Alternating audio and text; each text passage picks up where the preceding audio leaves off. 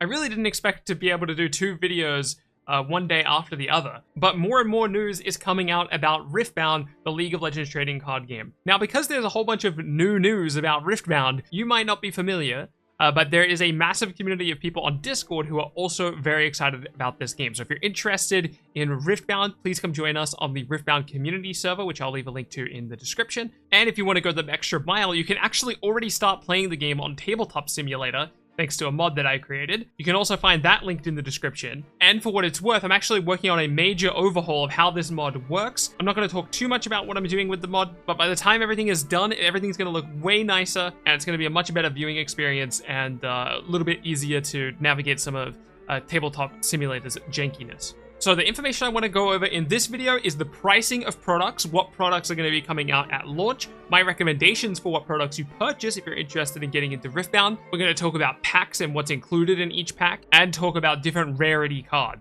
First, I'll go over everything besides booster packs, because booster packs are going to be a little bit more complicated to talk about. First of all, we have 3 champion decks. These are pre-built decks. They describe it as 56 card pre-constructed decks. That 56 cards is including your runes and your battlefields and your legends, and obviously your 40 card deck. So everything you need to play a deck is in one of these champion decks. I find it interesting that there seems to only be 3 champion decks, being Jinx, Victor, and Lee Sin, especially because it is a 4-player game, or up to 4-player game. I imagine there's probably some friend groups out there who would want to buy, like, oh, I'll buy the Jinx deck, you buy the Victor deck, you buy the Lee Sin deck, and I'll buy the Volibear deck, and then, if you don't like your deck, we can swap later, but for now, let's just play a 4-player game with the decks that we purchased. The Proving Grounds box set, which I think this is a very important one, is a 2 to 4-player box set. It has now been confirmed to us that Lux, Garen, Master Yi, and Annie, which are the 4 characters represented in the Proving Grounds box, are all going to have their own unique legends. So you get 4 decks out of this box, which is absolutely crazy, because it's MSRP $30. This is an extremely cheap product. Obviously, it's a beginner product, so take that for what you will. I assume that this is going to be the only way to acquire Lee Sin, Garen, Lux, and Annie, so if you want Lee Sin, Garen, Lux, and Annie, you should absolutely be picking this up. And then, of course, it's also a beginner deck. My assumption is that all of the cards that you put in your Garen, Lux, Annie, and Master Yi deck are going to be cards that you can get from the Origins set. So the only thing that's going to be unique about the Proving Grounds package that you can't find in booster packs elsewhere is going to be the champion cards for Lux, Annie, Yi, and Garen, the legend cards for those 4 characters, and the signature spell for those 4 characters. So there's going to be a decent number of cards in there that, personally, I think you should just probably get the Proving Grounds box set regardless of whatever else you take away from this video, because it seems like really good value, and even if you don't end up using any of the cards in there, it's a really nice introduction. Like, even a few years down the line, you can break it out at a game night with a bunch of people who have never played Riftbound and just be like, hey, check out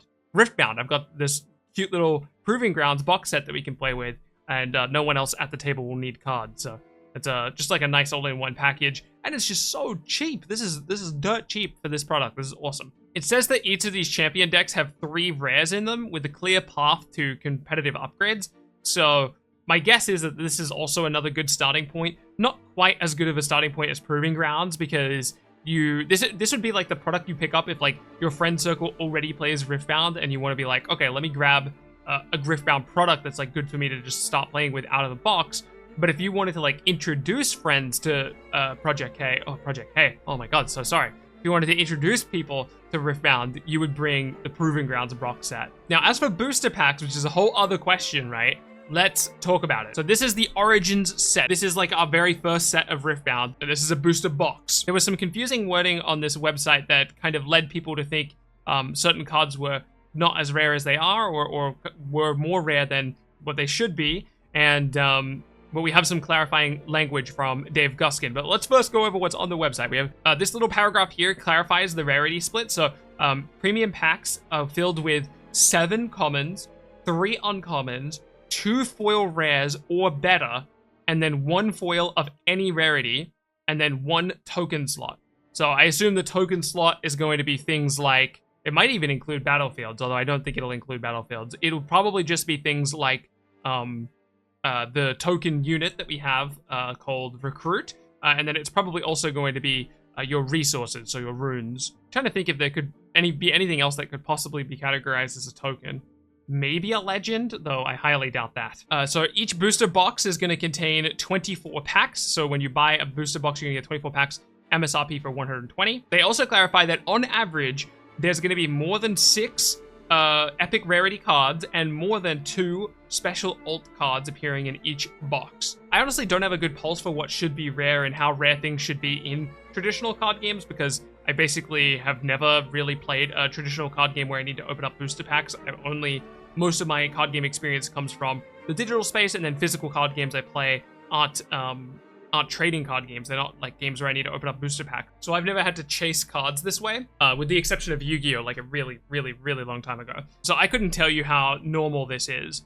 I will say that if I purchased a booster pack and it was like the beginning of a set, I would be pretty happy to get 2 special arts, or 2 special alt arts. Like, that sounds about right to me. And then obviously you have the ability to get more than that. And then here's a tweet thread from Dave Guskin that I'm also going to quickly go over because it clarifies some things. Hi friends, we saw the discussions yesterday about the cost of the game based on booster content in Riftbound, and we want to take a moment to set the record straight. This is not an April Fool's joke because it was posted on April 1st. We realized there were some errors in information we shared, apologies, specifically regarding the spread within a booster pack. When it comes to booster packs, there are currently 2 foil rares or better, 1 foil of any rarity, and 1 token slot in each deck. He says each deck, but I think he means each pack. The previous information was more ambiguous and just said 3 foils, so we wanted to give more specifics there. When it comes to the alt arts, on average, there are more than 2 special art cards appearing in every box. So when they say box,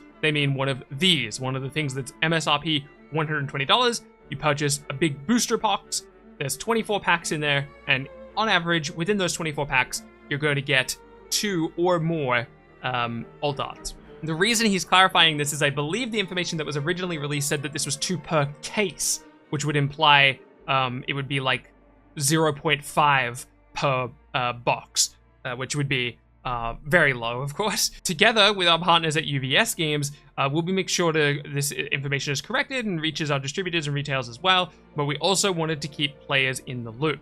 Thank you for bringing this to our attention and for your patience. We're genuinely excited for you to get your hands on the game soon. And again, this is not an April Fool's joke. So yeah, not really too much to go over unless you're really nitty gritty into the numbers. I imagine at some point I'll do like a really specific breakdown of expected value math and all that other stuff that it's not really important right now to be considering because it's a really long while until I actually get our hands on any of this product. For now, you've got like a decent ballpark of what the expected value of this stuff looks like.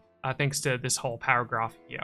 I will say, just as like a general rule of thumb, obviously we'll talk about more of this when it gets closer to release, but I would say that if you were looking to pick up the game and you weren't entirely sure where to start, Proving Grounds is just such good value for money. It's a really good way to introduce new people to the game. And then if you already know you're going to be playing the game at locals, you don't need to introduce other people to it. Just pick up one of these champion decks for sure. I think that's the way to go. And then if you're trying to play the game on a budget, what I would do is I would pick up one of these champion decks, and then I would wait for other people to open up packs and probably stop buying buying singles, because obviously buying booster packs and then building whatever you get out of booster packs is going to be quote-unquote less efficient than, say, testing out some decks on a tool like Tabletop Simulator and then buying singles. Personally, what I'm probably going to do is I'm probably just going to buy, honestly, I'm probably going to buy a few booster displays, probably like 3 of them. I'll probably buy like one of every champion box. I'll probably buy the Proving Ground box set, but obviously, I'm an exception. Don't be like me, okay? I don't recommend being like me. I've really been enjoying playing the game again on Tabletop Simulator, so if you're interested in playing some games, make sure you come join our community Discord, and I hope you're looking forward to the big overhaul of the Tabletop Simulator mod, because it's about to look so much better. Thank you so much for watching, keep being awesome, and I'll catch you in the next one.